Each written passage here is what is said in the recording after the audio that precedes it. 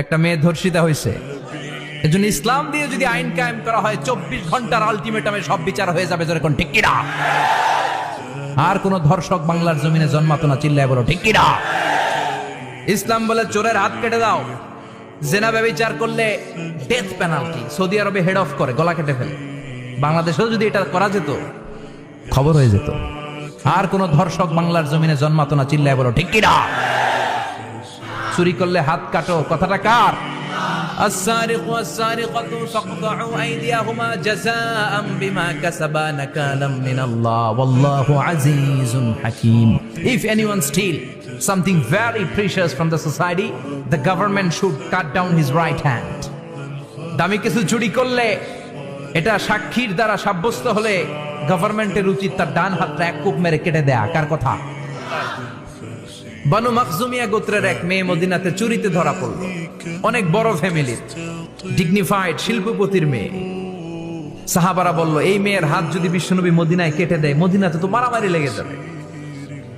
কে বলবে বিশ্বনবীর কাছে যে সুপারিশ করার ক্ষমতা কেন নাই? বিশ্বনবীর পালক পুত্র উসামা বিন যায়েদ, যায়েদ ইবনে হারেসা, তার ছেলে উসামা পালক পুত্রের ছেলে, তাকে বিশ্বনবী বড্ড ভালোবাসতো। তার উপাধি হলো হুব্বু রাসূলিল্লাহ, বিশ্বনবীর ভালোবাসা। সবাই বলল, উসামা, আমরা যে বলতে পারবো না, তুই যে নবীরে সুপারিশ কর। ও নবী, যদিও চুরি করেছে মেয়েটা, সাব্যস্ত হয়েছে, কিন্তু আপনি মাফ করে দেন, হাত কেটে দিয়েন না। উসামা যে বলে, নবী হাত কেটে দিয়েন না। বিশ্বনবীর চেহারাটা আগুনের গোলার মতো লাল হয়ে গেল।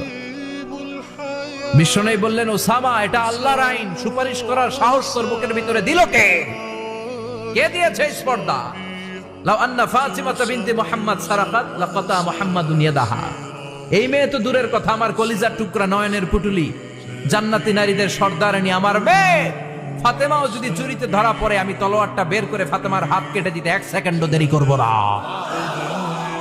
কারণ আইনটা কার? চিল্লায় বলেন কার? এজন্য বাংলাদেশের চুরি চামারি আসার নাই, হাজার হাজার কোটি টাকা উধাও হয়ে যায়, আছে না নাই? যারা এই চুরি করবে, হাত কেটে দেয়া হবে। বাইতুল মুকাররমের স্কয়ারের সামনে হাত কেটে দেয়া হবে। আর প্রতিটা চ্যানেল লাইভ ব্রডকাস্ট করবে, এটা সরাসরি সম্প্রচার। আমরা সবাই দেখবো কেমনে চোরদের হাত কাটে। এই নিয়ম যদি করে দেয়, দেশে আর চোর খুঁজে পাওয়া যাবে? কথা কন। তবে এই চোর লাউ চোর, ডাইল চোর, মুরগি চোর না, যারা 1000 কোটি টাকা মেরে দেয়। এক সিগনেচারে দেশের 10,000 কোটি টাকা নাই, চিল্লায় বলো ঠিক কিনা? এই চোরদের বিচার যদি করা যেত, তাহলে এই দেশে আর দুর্নীতি থাকতো? দুর্নীতি দমন কমিশনের দরকার হতো?